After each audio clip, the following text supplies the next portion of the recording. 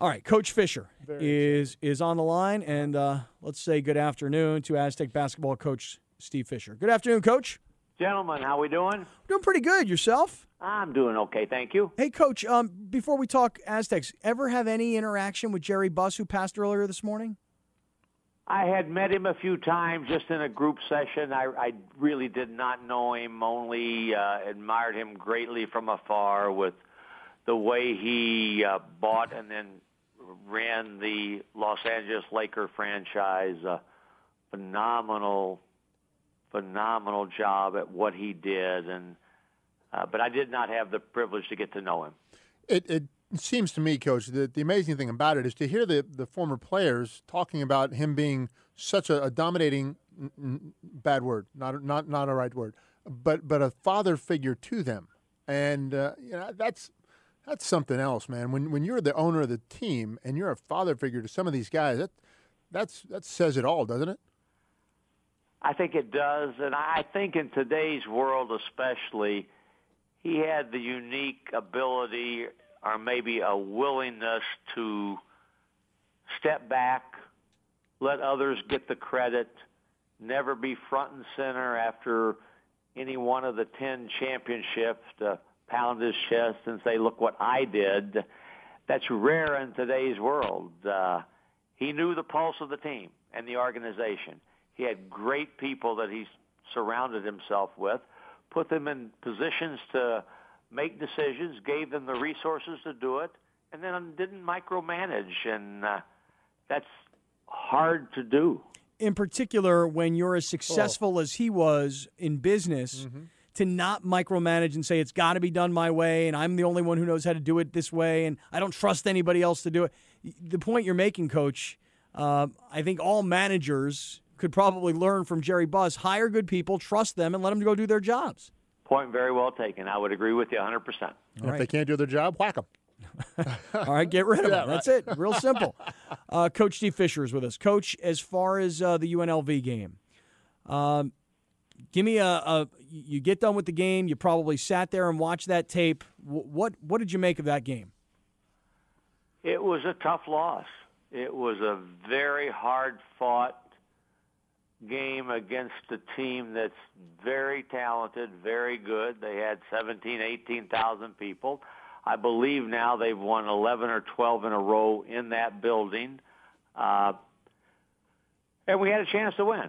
We had an early lead, and then they came back in the second half and took a 10-point lead with about 5 minutes to go, and we came back, had the ball down one with a chance to win. And unfortunately for us, we didn't finalize it, didn't make that last play to win the game. And what happened on that last play, Coach? I know afterwards there was some discussion about who was supposed to get the ball, what was called, what exactly happened on that? Because Jamal Franklin gets whistled for traveling when pretty much everybody thought he was fouled. What happened? Well, we ran an out-of-bounds play, our two out-of-bounds play, where we were hoping that we could get him a look off of cross screen and curl him to the rim. That didn't happen, so he had the ball out front, and our initial look was to have our biggest guy come out and give a ball screen and let him come off of a ball screen and maybe create a better angle. He didn't want that, so he went one-on-one and got into a crease and a crack and got called for a travel.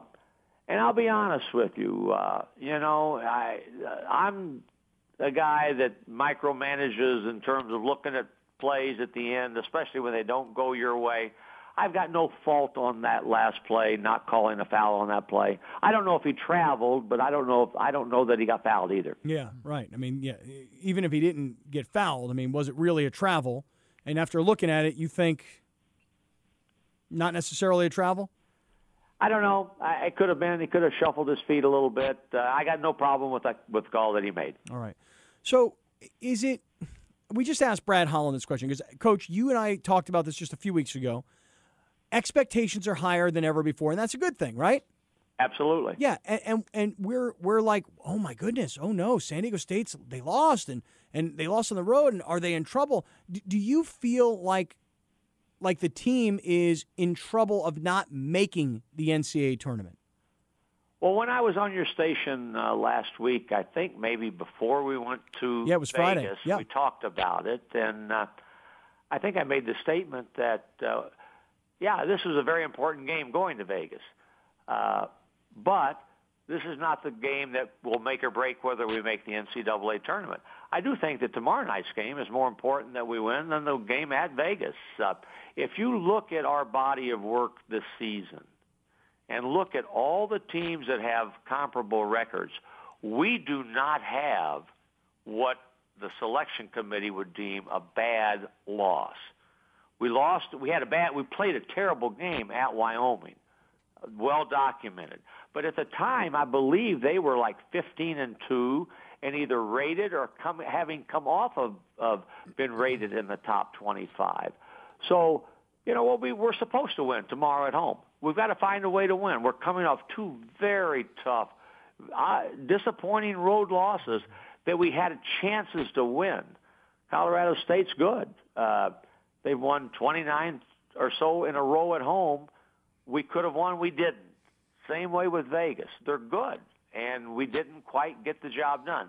So now that puts more stress on this game tomorrow against the Wyoming ball club coming in. How do you keep your guys from feeling that stress, Coach? I want them to feel some pressure, BR, the right kind. You can't be so stressed out that you go brain dead. It paralyzes what you do. You don't know how to think and act and react. But there's got to be some pressure, and I think most of it from my end is self-imposed. We can't get caught up in, what other people are saying or thinking. They don't know. And I use this analogy with our team today. We're all in this boat together, our group, the 15 guys that were sitting there before practice, and we hit a rough patch. We hit a rock, and the boat has taken on a little water. But what are we going to do? Well, we're going to patch the hole, bail the water, and get back, hopefully, to smooth sailing. We can't say, well, the hole in the boat was created by Fisher for not doing this, or Jamal for not doing that, or an official for not doing this. We have to say, we are in this boat, patch it, fix it, bail it, and move on. And, that's the theme. But we have to have a little stress, the right kind of stress. It's really interesting what you're talking about, Coach, because we were talking just before you came on what the selection committee would call a quote-unquote acceptable loss. Losing by 2 points at UNLV on the road in this conference, given the power ranking numbers of the conference, you go, okay, I can buy that. Losing to Colorado State, which looks worse at 6 points. It was a much closer game. Acceptable losses. But I guess that's the point, though, is that if winning on the road in the Mountain West is this difficult, then clearly defending home court is paramount. Agreed. Underline. No question. It's a big game for us tomorrow with Wyoming coming in. It's a big game for them also. I believe right now we have identical overall records. I think they have like 7 league losses, but overall I think we have identical records. So we're playing a good team. We're playing a good team that is very much possession conscious. They want a game in the 40s if they can get it there. There are going to be a lot of possessions tomorrow when they have the ball where that shot clock's going to go under 10 seconds, and maybe half of those under 10 will be under 5. So we have to guard. We have to guard, not let them get second chance points. We have to guard and not foul them with 8 seconds to go and allow them to have a minute for a possession.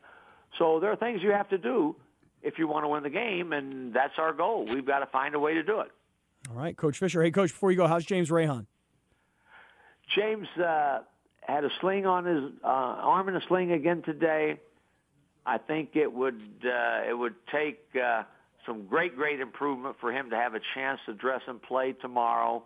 Yet stranger things have happened. He's better today than he was yesterday, but he did not dress, and his arm is still in the sling. What are they calling that injury? Do you know? I don't know exactly the doctor term. Some type of strain to his shoulder. He hit head on into Bennett, the big power forward for Vegas on the very first defensive play of the game. And just as far as injuries are concerned, how are you doing? Are you doing okay after being run over? I am doing fine, but I now know what it's like when you either get blindsided or blindside somebody in a football game. I went down harder than I've ever gone down, and but I think with a little help from Tony Bland, I bounced back up. Couldn't feel my hip for a few possessions, but I'm fine. Okay, just want to make sure. Just want to make sure you're doing all right. Coach, a pleasure. Thank you for always being available to us, and we'll see you tomorrow night. Okay, man. Thank you.